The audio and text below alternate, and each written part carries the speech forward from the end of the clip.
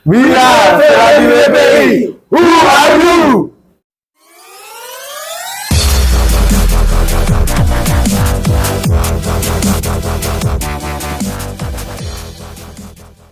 Pada hari ini 23 Juli 2024 pukul setengah 2 pagi, saya Advokat Prija Maksitio Sipa Eza selaku Bendahara Nasional DPP Feradi BPI menerima surat kuasa dari klien kami, anggota Feradi BPI Kota Salatiga yang diduga mengalami tindak pidana fitnah dan pencemaran nama baik di media sosial. Pada hari ini kami akan bersama-sama mengantarkan ke Polres Salatiga untuk mengadukan laporan tersebut. Feradi BPI, jaya, jaya, jaya. PJ tak terima adanya dugaan tudingan penganiayaan dan pengancaman yang viral di media online. Akhirnya PJ lapor polisi didampingi kuasa hukumnya. Salatiga, Selasa tanggal 23 Juli tahun 2024. PJ tidak terima adanya laporan dan viralnya di media online yang menuding PJ melakukan penganiayaan. Sekarang PJ melaporkan ke Polres Salatiga pada hari Selasa tanggal 23 Juli tahun 2024 sekitar pukul 1.42 didampingi kuasa hukumnya, Advokat Priya Maksitio Sipa SH, dan diterima dengan baik oleh SPKT Polres Salatiga.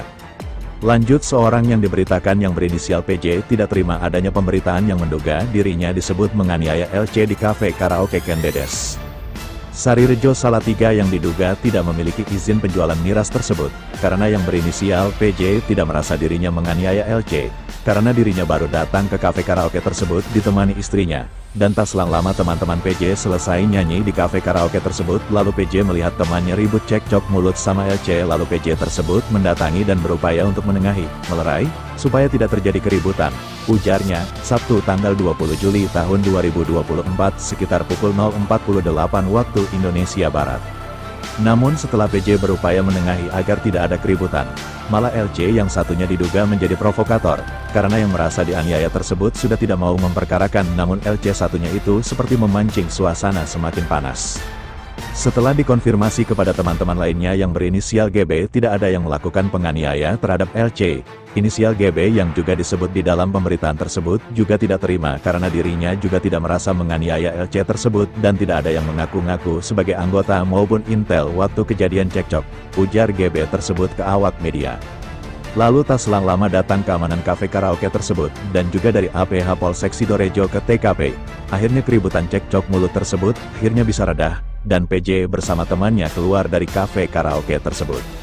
Terjadinya memanas cekcok mulut karena pemilik kafe karaoke tersebut mengaku dari media, wartawan seakan-akan menantang PJ dan memaksa LC-nya membuat laporan ke polisi, namun LC tersebut tidak mau. "Tidak mas, saya tidak mau perpanjang perkara, aku wes legowo mas," ujar LC. Lanjut, lalu seorang yang diduga pemilik kafe karaoke, ownernya tersebut yang berinisial TWH, mengatakan dan memaksa LC tersebut, "Ayo buat laporan, saya kawal kamu," pungkasnya. Padahal PJ tersebut sudah bicara baik-baik awalnya kepada LC tersebut, namun ada pihak lain yaitu sesama LC di kafe karaoke tersebut yang memancing suasana menjadi ramai. Lalu karena yang diduga pemilik kafe karaoke tersebut menyebutkan dirinya seorang media, wartawan. Adanya beberapa pemberitaan yang berjudul, "Oknum wartawan berinisial PJ diduga aniaya pemandu karaoke." PJ tidak terima dan laporkan ke polisi karena merasa dicemarkan nama baiknya, karena tidak merasa menganiaya LC tersebut, ujarnya. Selain itu PJ berharap kepada teman-teman media, wartawan jangan asal naikkan pemberitaan yang belum tahu kebenarannya. Bukan hanya menyampaikan berita, seorang jurnalis juga harus pintar menganalisis informasi yang diterima sebelum nantinya diberitakan, agar tidak membuat gaduh alias informasi hoaks ke masyarakat. Jurnalis bertanggung jawab untuk mengumpulkan informasi dari berbagai sumber yang berbeda, baik itu melalui wawancara, observasi, riset, atau liputan langsung terhadap peristiwa, untuk menemukan dan memverifikasi fakta serta menyusun informasi yang relevan dan akurat. Seorang jurnalis juga diharapkan memahami dan mengikuti etika jurnalistik yang termasuk dalam standar profesi. Ini termasuk prinsip-prinsip kejujuran, integritas, independensi, dan akuntabilitas dalam menyajikan berita kepada publik. Undang-Undang Nomor 1 Tahun 2024 tentang perubahan kedua atas Undang-Undang Nomor 11 Tahun 2008 tentang Informasi dan Transaksi Elektronik, Pasal 27A, yang berbunyi setiap orang dengan sengaja menyerang kehormatan atau nama baik orang lain dengan cara menuduhkan suatu hal, dengan maksud supaya hal tersebut diketahui umum dalam bentuk informasi elektronik dan dokumen. Hukum ini panglima tertinggi di Indonesia dan tidak ada satupun manusia di Indonesia ini yang kebal hukum.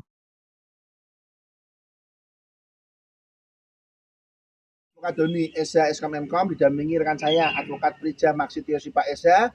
Pagi ini kami datang jam 2 pagi di Polres Salatiga dan kami diterima dengan baik oleh SPKT. Proses pemeriksaan klien kami berlangsung 2 jam. Ini sekarang jam 4 pagi ya. Klien kami adalah Bapak Panji, Bapak M. Soleh, dan Bapak Junedi. Jadi yang ingin saya sampaikan seperti ini. Klien kami Bapak Panji ini diberitakan oleh suatu media X ya, kami X, bahwa dia dituduh melakukan penganiayaan terhadap seorang wanita yang bekerja di sebuah kafe di tempat Sembir ya Pak ya, di Sembir di Salatiga. Dan setelah kami klarifikasi, beliau tidak melakukan penganiayaan tersebut. Dan di berita tersebut, pihak wanita tersebut bersama pimpinannya, pemilik kafe tersebut melaporkan beliau ke kepolisian. Dari berita tersebut merupakan kami pelajari merupakan diduga memenuhi unsur pasal 220 KUHP, aduan fitnah. Oleh karena itu, beliau mencari keadilan di Polres Salatiga. Kami adukan balik laporan berita tersebut mengenai aduan fitnah 220 KUHP. Dan juga karena beritanya viral di mana-mana dan menyebut inisial nama beliau, bahwa beliau diduga oknum wartawan ya dengan inisial PJ yang melakukan penganiayaan, maka karena beliau namanya maaf ya Panji atau PJ, maka dugaan tersebut bahwa berita tersebut telah mencemarkan nama beliau. Oleh karena itu kami analisa diduga berita tersebut memenuhi unsur dalam pasal 27A dan pasal 45 ayat 4 junto ayat 5 ayat 6 di Undang-Undang ITE tahun 2024 perubahan kedua atas Undang-Undang ITE. Jadi pencemaran nama baik melalui media sosial. Kami laporkan juga pencemaran tersebut. Jadi kami melaporkan baik secara KUHP maupun secara Undang-Undang ITE-nya. Dan kami bersyukur dan berterima kasih karena telah diterima dengan baik di Polres Salatiga, diperiksa dengan baik, dan kami telah mendapatkan surat aduan, di penerimaan aduan kami dari 3 klien ini. Dan kami percaya kebenaran akan terbit seperti matahari bagi klien-klien kami. Terima kasih Polres Salatiga. Akhir kata, Vera di WPI, Jaya, Jaya, Jaya. Bersambung, Patroli 86.com Jawa Tengah melaporkan.